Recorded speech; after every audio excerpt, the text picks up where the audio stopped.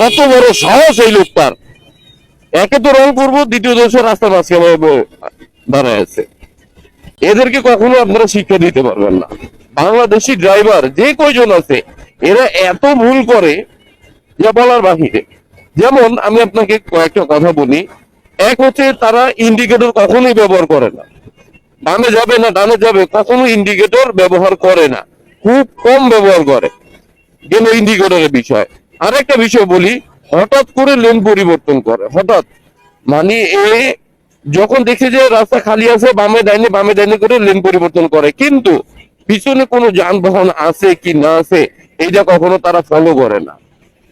এই জন্য আমাদের সব থেকে বেশি অ্যাক্সিডেন্ট গুলো হয় এই দুইটা কারণে।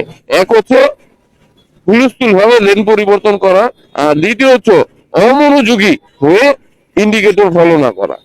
দেয় না, ইন্ডিকেটর দেয় নাই তারা একেবারে।